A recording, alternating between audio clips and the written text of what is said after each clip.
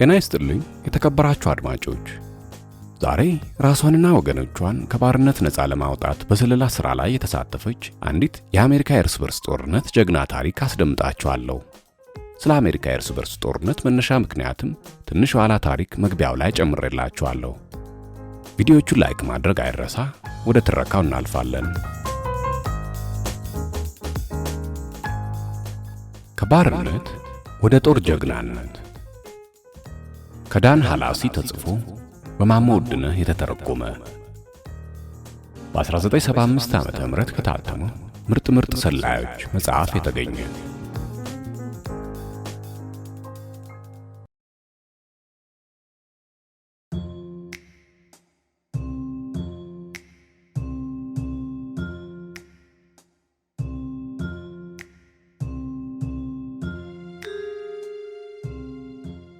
በ1800ዎቹ የመጀመሪያ አጋማሽ ክፍለ ዘመን የዩናይትድ ስቴትስ ኦፍ አሜሪካ ማህበረሰብ በኢኮኖሚና በአስተሳሰብ ለሁለት እየተከፋፈለ ሄደ።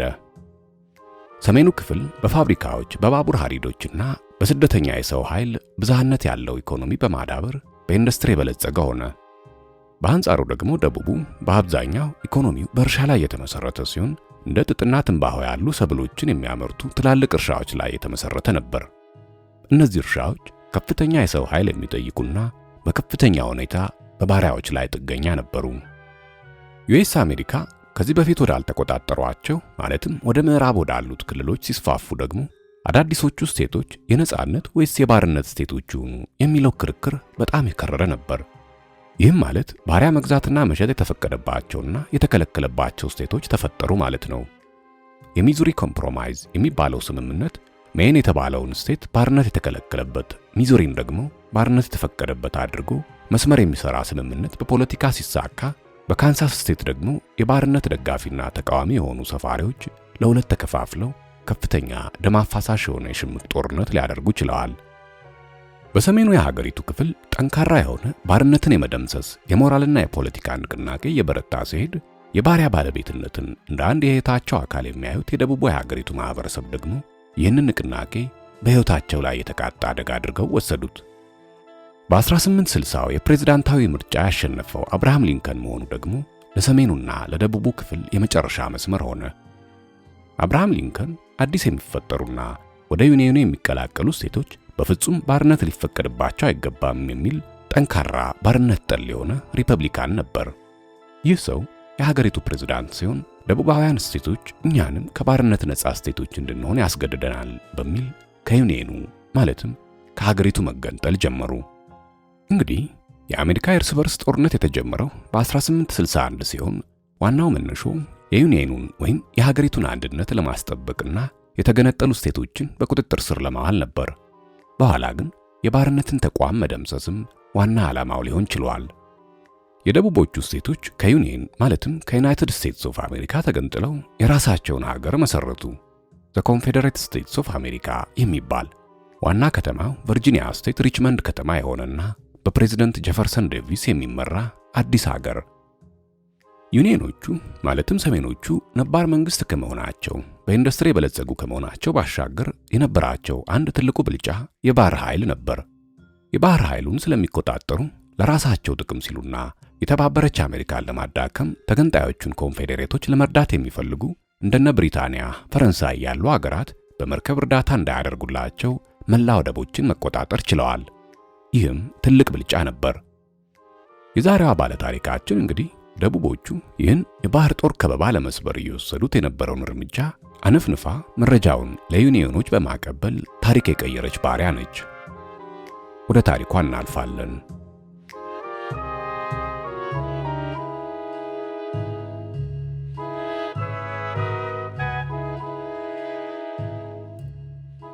ወደ ሰላይነት የሚያሰማሩ ወይም የሚገፋፉ ብዙ ምክንያቶች አሉ። ሀገር ወዳድነት፣ ገንዘብ የማግኘት ጉጉት፣ በስሜት መነዳት፣ ፍቅር፣ ጥላቻና ሌሎች በርካታ ምክንያቶች አሉ። የዛሬዋ ባለ ታሪካችን ግን ከላይ ከተጠቃቀሱት ምክንያቶች ሁሉ የተለየ ምክንያት ነበራት። በአሜሪካ የእርስ በርስ ጦርነት ጊዜ በርከት ያሉ ወንዶችና ሴቶች ሰላዮች ተፈልፍለው እንደነበረ ቢታመንበትም በጉልህና በበቂ ምክንያቶች ተሰልፈው የነበሩት ሰላዮች ግን እጅግ ጥቂቶች ነበሩ። ከነርሱም መካከል የዛሬዋ ባለታሪካችን ለነጻነቷ ስትል በስለላ ሙያ የተሰማራችው ሰላይ ባሪያ አንዷ ናት። በአሜሪካ የእርስ በርስ ጦርነት ወቅት የደቡብ ክፍል ጉልበት የነበረው የኮንፌዴሬሲ ጦር ያሸነፈ እንደሆነ በደቡባውያን ባሮች ላይ ሊደርስባቸው የሚችለው ስቃይ የበረታና የሚያንቀጠቅጥ እንደሚሆን አስቀድማ ስለተረዳችው ለሰሜናዊው የአንድነት ጦር የባህር ኃይል ክፍል መረጃዎች ለማጠናቀር ወደደች። ስሟ ሜሪ ሉቨስተር ትባላለች። ምንም እንኳን በሰላይነቷ በስለላ ታሪክ ውስጥ ብትጠቀስም ሙያው የሚጠይቀውን ያክል የላቀና የረቀቀ ትምህርት አልነበራትም። ያስገኘችው ውጤትም የዚያን ነው ያህል ነበር።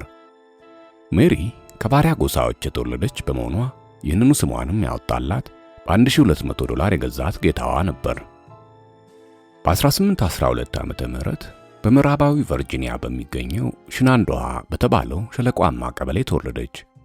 ሕግና ስርዓት ሆኖ ሲሰራበት በነበረው ግዴታም በሌሎችም ላይ ሲፈጸምባቸው እንደነበረው ሁሉ ሜሪም በተወለደችበት ቀበሌ ለነበረ አንድ ገበሬ ተሸጠች።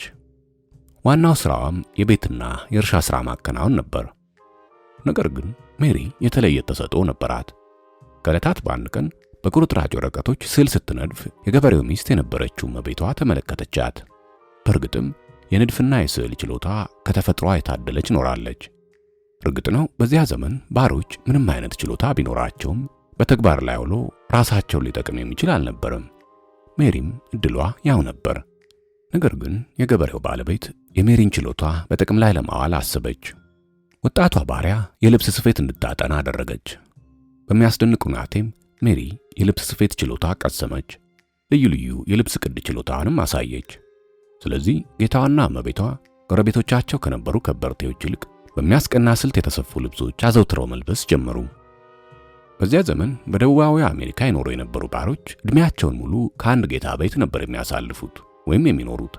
ሜሪ ምንም እንኳ እድሜዋ ወደ 30 ዓመት ቢደርስም በሌሎቹ ባሮች ላይ ከደረሰው የኑሮ ግዴታ እንደማታመልጥና በአንድ ቤት እድሜዋን መግፋት የማይቀርለት መሆኑን ተማምናበት ነበር።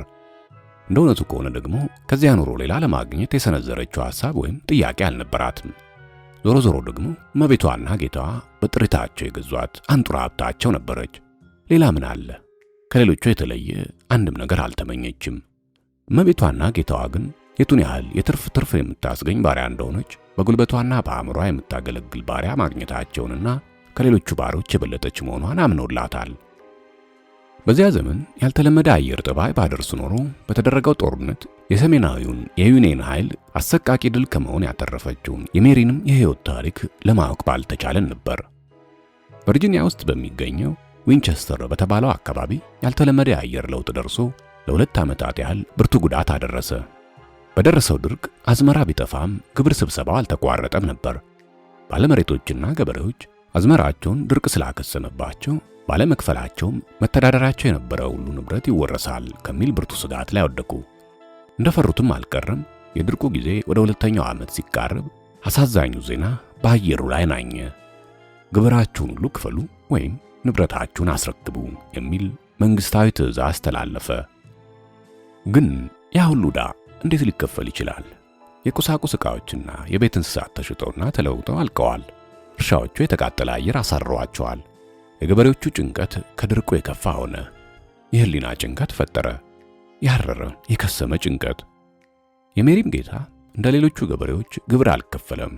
የቤት እንስሶችንም ሽጦ ጨርሷል። ግን አንድ ጥሪት ብቻ ቀርቶታል። በደህናው ጊዜ የገዛቸው ባሪያዎቹ ጥሪቶቹ ናቸው። ስለዚህ እነርሱን ሽጦ ግብሩን ከፍሎ መሬቱን ማስቀረት አማራጭ የሌለው ጉዳይ ሆነበት። ሜሪ ላቅ ያለ ገንዘብ ታስጨብጠዋለች። የእርሷን የልብስ ስፌት ችሎታ ያውቅና ያደንቃትም የነበረው አጎቱ ኖርፎልክ በተባለው ቀበሌ ይኖር ነበር። እርሷንም ለመግዛት እጅግ ይፈልግ ነበር። በዚህም በቂ ገንዘብ አስገኘች። $1200 ተሸጠችና አዲሶቹ ጌቶቿ ተረከቧት። ስለዚህ ከድሮ ጌታዋ ቤት ወጥታ አዲሱን ጌታዋን ሲሞን ሎቭስተርን ለማገልገል ወደ ኖርፎልክ ከተማ ተወሰደች። አዲሶቹ ጌቶቿም ሲያደንቁላት የኖሩትን የልብስ ስፌት ስራዋን እንድትቀጥል አደረጉ። የተለያዩ ህብር ያላቸውን ልብሶች በተለያዩ ቅድ እየሰፋች ማበርከት ጀመረች። ጌቶቿም እነዚያን ልብሶች እየሸጡ በደቡብ ክፍለ ሀገር በሚገኙት ከተማዎች ሁሉ ማዳረስ ጀመሩ። በሜሪ እጆች እየተሰፉ ከሚቸረቸሩት ልብሶችም ጥቂት ሳንቲሞች ይጥሉላት ነበር። በዚያኑ ኑሮ የኖረችው ሜሪ ከ25 ዓመታት ተገዥነት በኋላ ነፃ ለመውጣት ማሰብ ጀመረች። በምትኖርባት ጎጆ ምድጃ ስር ሳንቲሞች ቀብራለች። ለሩብ ክፍለ ዘመን ያህል ደክማና ጥራ $900 አጠራቅማለች። ይህን ያህል ገንዘብ ቢኖራትም ነፃ የመውጣቱ ጉዳይ ደግሞ በጣም ከባድ ሆነባት። ዙሪያው ገደል እየመሰላትም መገዛቷን ቀጠለች። በ1861 ዓመተ ምህረት የእርስ በርሱ ጦርነት ሲፈነዳና የባሮች ነፃነት ጉዳይ ሲጧጧፍም ሜሪም ስለ ነፃነቷ አጥብቃ ማሰብ ጀመረች። ያ አጋጣሚ የእርሷንም ዕድል ሊወስነው እንደሚችል ተረዳች። አዲሱ የሜሪ ጌታ ሲሞን ሎቭስተር የመርከብ ነጋዴ ነበር። ሸቀጣ ሸቀጥ እያመላለሰም የሚያስነግድ ቀጭን ጌታ ነው። ስለዚህም በ1861 ዓመተ ምህረት ከነበሩት የንግድ ሰዎች ሁሉ ሻል ያለ ባለስልጣኖች ዘንድም ቀራቢና ታዋቂ ነጋዴ ለመሆን ቻለ። ምክንያቱም ድሉን ሊያስጨብጡ የሚችሉት እንደሱ የመሳሰሉ የመርከብ ነጋዴዎች መሆናቸው ስለታመነበት ነበር። የሰሜኑ ክፍል ባለስልጣኖች የደቡቡን ክፍል ወደቦች ዙሪያቸውን በጦር መርከቦች በማጠር ደቡባውያኑን ቀስ በቀስ ሊያንበረክኳቸው እንደሚችሉ ግልጽ እየሆነም መታየት ጀመረ። በሰሜናዊ ኃይል የተዘጉባቸውን ወደቦቻቸውን በኃይል ካላስከፈቱ ደግሞ ደቡባውያኑ ከውጭ የሚመጣ አንድም ነገር ማግኘት ስለማይችሉ ቀስ በቀስ እንደሚሟሽሹ ራሳቸውም ተረድተውት ነበር። የሜሪ ጌታ ይህንኑ ተረድቶ ደቡባውያን ለመርዳት እንደሚጥር ሜሪ ለማወቅ ቻለች። አንዲት የዩኒየኑ ጦር የባህር ኃይል ጥሏት የሸሸች አሮጌ የጦር መርከብ የደቡብ ጦር ማርኳት በኖርፎልክ የመርከብ ሥራ ድርጅት ውስጥ የሜሪ ጌታ በምስጢር አስገብቶ ሲያሰራት ነበር። ያቺ በእንጨት ተሰርታ ቀላል መሳሪያዎች ተጠምዶባት የነበረች መርከብ በብረታ ብረት ተጠጋግና ከባድ መሳሪያ እንዲጠመድባት ለማድረግ ከተቻለ የደቡብ የባህር ኃይል በዚያች መርከብ የሰሜኑን የአንድነት ጦር ድል ሊያደርገው እንደሚችል ተማምኖበታል። የሰሜኑ የአንድነት ሰራዊት ደግሞ ያችን መርከብ ሊቋቋምለት የሚችል መርከብ አልነበረውም። ይሁን እንጂ ይህን ምስጢር ሜሪ አልደረሰችበትም ነበር። የዚያች መርከብ ሥራ መቀላጠፍ ደቡባውያን በጣም አጓጉቷል። የሜሪ ጌታ ያቺ መርከብ በአስቸኳይ ተሰርታ ከባድ መሳሪያ ተጠምዶባት ለደቡባውያን ባህር ኃይል የምትሰጥበትን ሥራ ሁሉ እየተከታተለ ያፋጥናል። ባሪያው ግን በሁኔታው ስጋት እያደረባት መሄድ ጀምራለች። የጌታዋ የሥራ ጓደኞች አንዳንድ ጊዜ ሲጨዋወቱ የሰሜናዊው የአንድነቱ ጦር ድል የሆነ ዕለት በደቡባውያን ባሮች ዘንድ ሊደርስ የሚችለውን ስቃይና ችግር እያነሱ ሲጨዋወቱ ሜሪ ሰምታለች። ከዕለታት አንድ ቀን አንድ ደቡባዊ የሻምበልነት ማዕረግ የነበረው መኮንን ከሜሪ ጌታ ሱቅ ገብቶ ጠብቅ፣ ያቺ ቨርጂኒያ የተባለችው መርከባችን ሥራዋ ተጠናቆ ስትወጣና የአንድነቱ መርከቦች በእሳት ስታጋያቸው ይህ ለባሮች ነፃነት የሚሉት የቂሎች ጩኸታቸው ጸጥ ይላል ብሎ እየዛተ ሲናገር ሰማችው። በዚያች ደቂቃ ትንፋሿ ቀጥ አለ፣ አፏ ደረቀ። በጨለማ ውስጥ ገደል እንደመግባት ሆኖ ተሰማት። ወደ ባሰ ጭንቀትና ስቃይ ስትወረወር ተሰማት። ያ ታላቅ ጦርነት ለሰሜናዊው ብቻ ሳይሆን ከብዙ ዓመታት ጀምራ ስትናፍቀው የኖረችውን ነፃ የመውጣት ዕድሏን እንኩትኩት አድርጎ ወደሚጥለው ምዕራፍ ሊያደርስ የሚችል ሆነ። በዚህ የጭንቀት ሰመመን ውስጥ ተውጣ እንደቆየች አንድ የተስፋ ጨረር ጨለማ የለበሰውን ጭንቀቷን እየገፈፈላት ሲሄድ ተሰማት። የደቡባውያን ሰላይ የነበረችው የታላቋን ሰላይ ዜና ሰምታለች። ሰሜናውያኑም ቢሆኑ በክፍለ ዘመኑ ዘመናውያን የተባሉትን የጦር መርከቦች በመስራት ላይ ነበሩ። ግን ስራቸው አልቆ ወደ ባህር መግባት የቻሉ እንደሆነ በታንኳ ላይ ተጭኖ አይብ እንደተሞላ ሳጥን ይበታተናሉ ወይም ይሰጥማሉ እየተባለም የሚተችባቸው መርከቦች ነበሩ። በዚያ ወቅት ከዕለታት በአንዱ ቀን ወደ ማታ ላይ የሜሪ ጌታ ከአንድ ወዳጁ ጋር ሲጨዋወት ያ ጆን ኤሪክሰን የሚሉት ሰውዬ አስደናቂ የሆነ የመርከበኛነት ችሎታ ያለው ነው።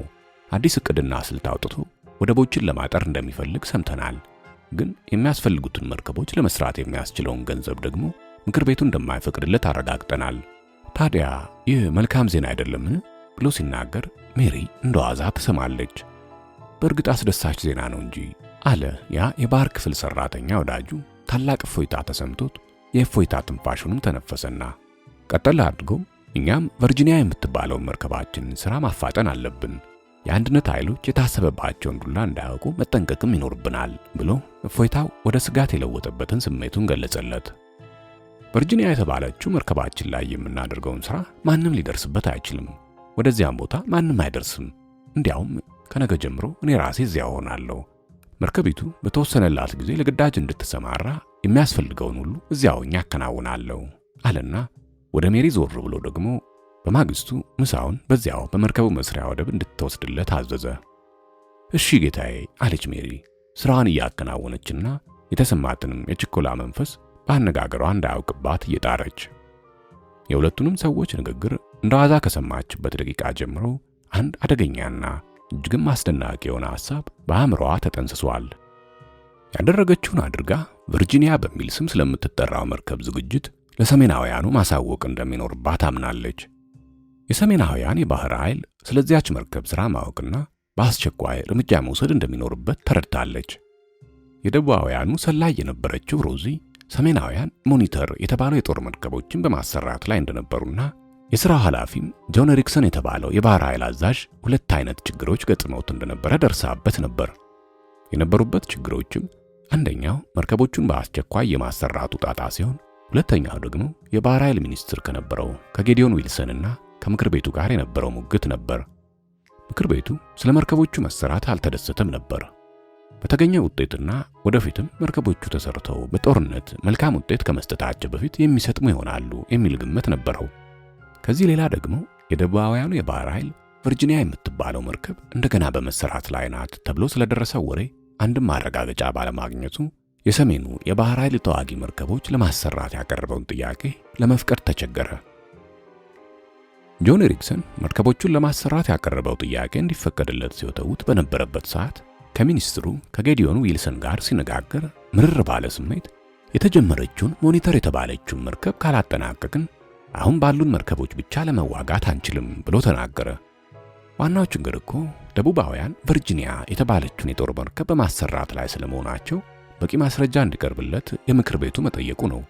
በእኔ በኩል ከሆነ ያንተን ሐሳብ ተረድቼዋለሁ፣ ግን የምክር ቤቱ አፈ ጉባኤ የሆነው ሴናተር ጆን ሃሊ ችግሩን አልተረዳውም። ደቡባውያን ለእኛ ባህር ኃይል አስጊዎችና አጥቂዎችም ሊሆኑ ይችላሉ የሚባለውን ስጋት በማስረጃ ካላረጋገጥን የጠየቅነውን ገንዘብ ምክር ቤቱ አይፈቅድልንም። እኔም ደግሞ ይህን ጉዳይ ለማረጋገጥ አልቻልኩም አለ ሚኒስትሩ።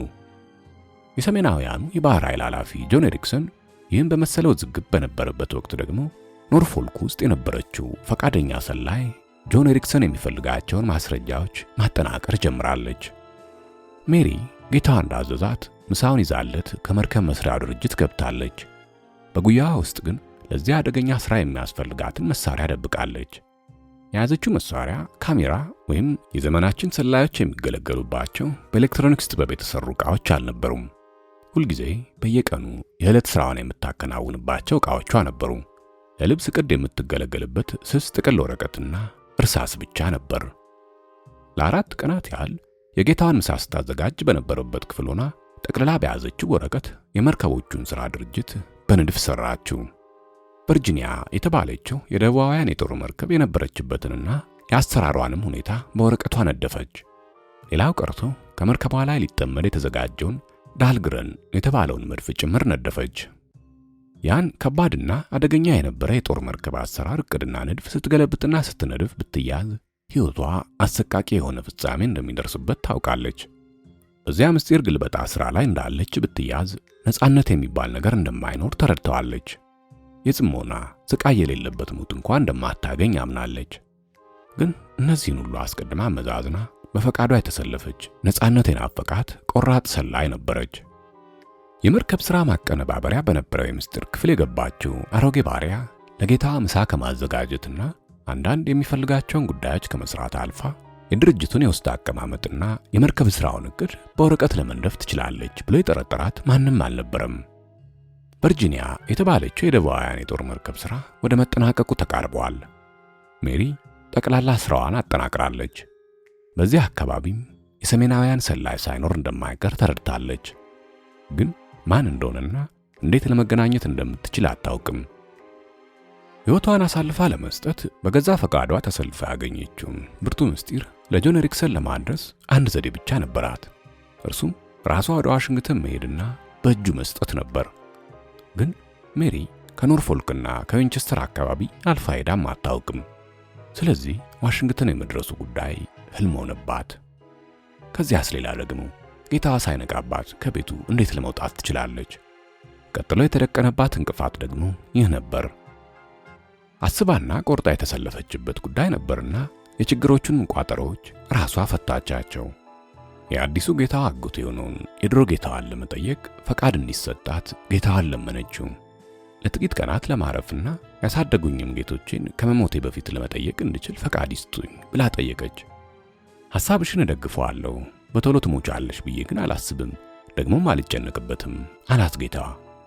እስከ ዊንቸስተር ድረስ ለመሄድ እንድትችል የሚያስችላትን የይለፍ ወረቀት እስኪጽፍላት ድረስ እየተስለመለመችና ፈገግታዋንም እያሳየች ጠበቀች። በጉያዋ የደበቀችው ጉድ የወጣ እንደሆነ ያ ጌታዋ ምን እንደሚያደርጋት በሐሳቧ ይታያታል። እርሱስ ያቺ ባሪያው በዚህ ሙያ መሰማራቷንስ ከቶ ሊጠረጥር ይቻለዋል? የይለፍ ወረቀቱ ይኸውና፣ ግን ቨርጂኒያ የተባለችው መርከብ ስራዋ በቶሎ እስኪጠናቀቅ ድረስ አንቺን ስለምንፈልግሽ ከሳምንት በኋላ እንድትመለሽ አላት ጌታዋ። እሺ ጌታዬ አለች ሜሪ የይለፉን ወረቀት ከጌታዋ እጅ ስትቀበል ከፍ ባለ የታዛዥነት መንፈስ። ወረቀቷን እንደተቀበለች ፈጥና ከቤት ወጣችና ጉዞዋን ቀጠለች። እንደ አጋጣሚ ሆኖ ደግሞ በእግሯ ስትገሰግስ ለጦር ሰራዊቱ ስንቅ የጫኑ ጥቁሮች በፈረሶች ሰረገላ እያስጎተቱ ሲሄዱ አገኘችና አፈናጠጧት። በመካከሉም ወታደሮች መንገደኞችን እያስቆሙ የሚፈትሹበት ቦታ መኖሩን ስለነገሯት ከሐሳብ ላይ ወደቀች። በጉያዋ የያዘችውን ብርቱ ምስጢር በፍተሻ ከምታስይዝና እነዚያን ሰረገላ ነጆች አደጋ ላይ ከምትጥል በዞርዋራ መንገድ ሌሊት ለመጓዝ መረጠች። የዕድል ነገር ሆኖላት ደግሞ አንድ ጥቁር ገበሬ አገኛትና የአንድነት አባሎች ወደሚኖሩበት ሰፈር ወሰዳት።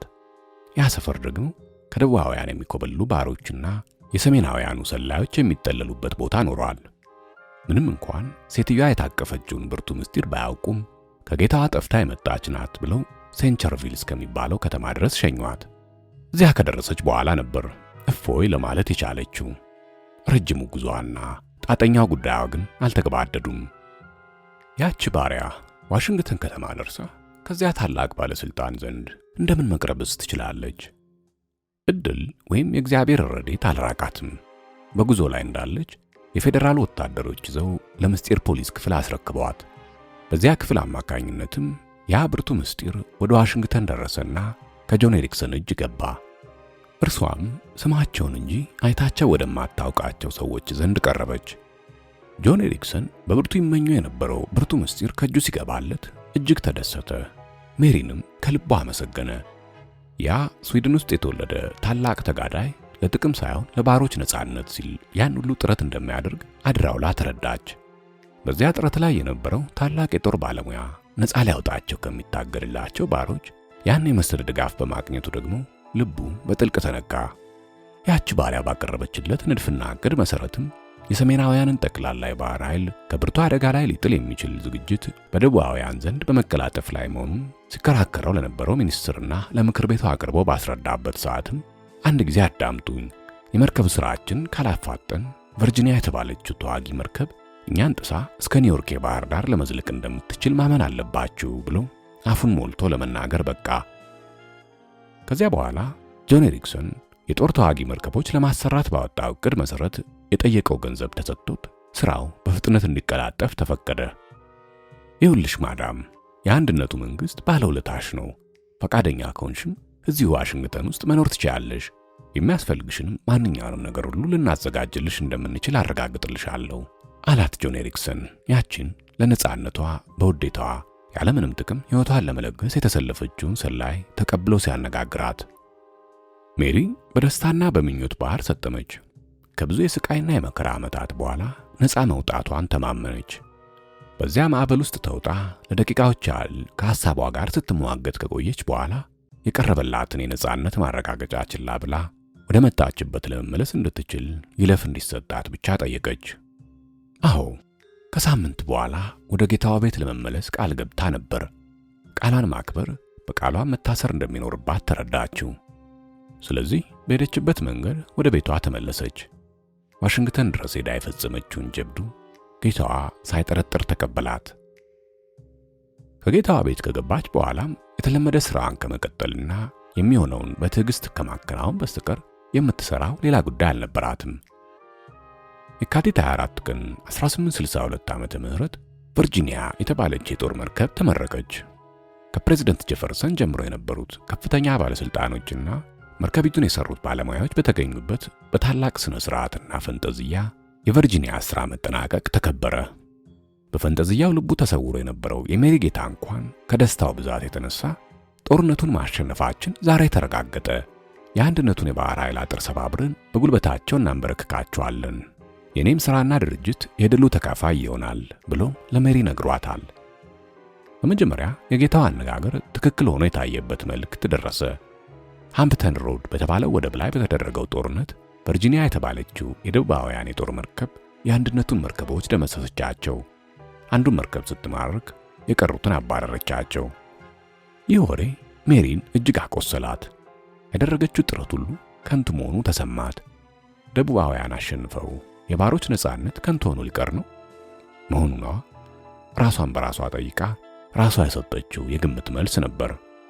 አዲሲቱ ቨርጂኒያ በተባለችው መርከባቸው ዘመናዊነት የተማመኑት መርከበኞች በማግስቱ ጠዋት እንደገና ይዘዋት ወደ ባህር ገሰገሱ። የጀመሩትን ጦርነት በመቀጠል መርከቦች ላይ ከበባ ፈጽመው ለመሰባበርና አካባቢው ነፃ ለማድረግ ነበር። በዚህ ዕለት ግን አዲስ የሰሜናዊ ኃይል ደረሰ። የዚያ የአዲስ ጦር ዜና ደግሞ ሜሪም ሆነች አብዛኛዎቹ ደቡባውያን ሰምተውት አያውቁም ነበር። ቨርጂኒያ የተባለችው የጦር መርከብ ተመርቃ በወጣችበት ዕለት የሰሜናውያኑ ሞኒተር የተባለችው የጦር መርከብ ተመርቃ ኖረዋል። ወዲያውም ከኒው ኢንግላንድ ወደብ ተነስታ ሃምፕተን ሮድ ከተባለው ወደብ መጋቢት 9 ቀን ደረሰች። ያ ዕለትና ሰዓት ደግሞ ቨርጂኒያ በተባለችው አዲስ መርከባቸው አጥቂነት ደቡባውያን አካባቢያቸውን የሚቆጣጠሩበት ወቅት ነበር። ቨርጂኒያ የተባለች የጦር መርከብ ከግዙፍነቷም ሌላ 10 ታላላቅ መትረየሶች የጠመደች ነበረች። ሞኒተር የተባለችው ግን መጠኗ አነስተኛ ከመሆኑም ሌላ የተመደቻቸው ከባድ መትረየሶች 2 ብቻ ቢሆኑም ቅሉ በተቀለጣጠፈ ስልት የተሰሩና አውቶማቲክ በሆነ ስልት ራሳቸው የተሽከረከሩ በየአቅጣጫ የሚተኩሱ ነበሩ። ለተመልካች ግን አንዲት ድንክዬ ውሻና አንድ ግዙፍ ዝሆን የሚታገሉ ይመስል ነበር። ጦርነቱን በሩቅ ሆነው ሲመለከቱ ከነበሩትም ሰዎች የሜሪ ጌታ እነዚያ ቂላቂል ያንኪዎች መርዝ እንደቀመሱ አይጦች ማለቃቸው ነው እያለ የለበጣ ሳቅ ይስቅ ነበር። ሜሪ ግን አይኖቿን ጨፍና በዝና የሰማችው የጆን ኤሪክሰን ችሎታ እውነት ሆኖ ጦርነቱን ድል ነስቶ የባሮችን ነጻነት ለማረጋገጥ እንዲችል በጸሎቷ ተማጸነችለት። ድካሟና ጥረቷ ደግሞ ከንቱ እንዳይሆንባት አጥብቃ ፈራች። ጦርነቱ ወዲያው አበቃ። ያቺ የደቡባውያን መመኪያ የሆነችው ቨርጂኒያ ወደ ወደቧ ሸሽታ ተመለሰች። ሜሪ በጉጉት ስትመለከት 9 ሬሳዎች ከመርከቧ ሲወሰዱ አየች። የቀሩት መርከበኞች ደግሞ የሆነውን ነገር የደረሰባቸውን ሁኔታ ለመናገር እንኳን በማይችሉበት አኳኋን እንደነበሩ ተገነዘበች። ቆይቶ ደግሞ አንድ በቨርጂኒያ መርከብ ላይ ተመድቦ የነበረ መኮንን ወደ ሜሪ ጌታ ዘንድ ሄዶ የሰሜናውያንን የጦር መርከቦች ሊያጠቁ ያልቻሉ መሆናቸውን ሲያጫውተው ሰማች። በንግግራቸውም ጊዜ የሚገርመው በቨርጂኒያ ላይ የተጠመዱት መድፎቻችን በየት እንደነበሩ አስቀድመው እንዳወቁ ሁሉ በትክክል የመጡብን። የሰሜናውያን የጦር መርከብ ሞኒተር የኛን መርከብ አሰራር አስቀድማ ያወቀችው ይመስል በቀጥታ ነው መድፎቻችንን ያቃጠለቻቸው። ለደቡባውያንም ለአንተም ታላቅ የሐዘን ቀን ነው ብሎ መኮንኑ ሲናገር በሁኔታው ልቡ ከሁለት የተገመሰው የሜሪ ጌታ በቁጣ አጥፎ በቃ ተወኝ፣ ከደቡባውያኑ የባህር ኃይል ጋር እኔም ተደብድቤያለሁ፣ ነድጃለሁ፣ ለያንኪዎች የወረቀት ገንዘብ ስል ነፍሴንም ጭምር ለባህር ኃይሉ ለመለገስ ተዘጋጅቻለሁ ብሎ ሲያንባርቅበት የሜሪ ልብ በደስታ መዝለል ጀመረ። በነጻነቱ ጋጋን ፊቷ ሲበራ ለራሷ ተሰማት። የሁለቱን ንግግር ያዳመጠችው ሜሪ በደስታ መንፈስ ተውጣ ከክፍል ወጣች። ከምድጃዋ በስተጀርባ የደበቀችው $900 አላት። ገሚሱም የያንኪዎቹ የወረቀት ገንዘብ ነበር። በዚያ ገንዘብ ነጻነቷን ይዛ መተዳደር እንደምትችል ተማመነች። ካደገችበትና ከምትወደው አካባቢም ተለየች። ያቺ ከባርነት ቀንበር ነፃ ለመውጣት በገዛ ፈቃዷ የተሰለፈች ሰላይ ከፍተኛውን ውጤት ለነጻነቷ አበረከተች። ባስገኘችው መረጃ ለባሮች ነጻነት ታላቅ ባለውለቷ መሆኗ ስለታመነበት ከፍተኛውን ሽልማትና ዋጋ አግኝታበታለች።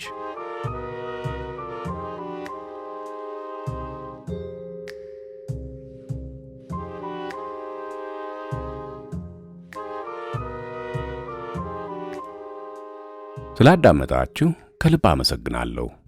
አዘጋጅቼ ያቀረብኩላችሁ አድማስ ነበርኩ። በቀጣይ ትረካ እስከምንገናኝ መልካም ጊዜ።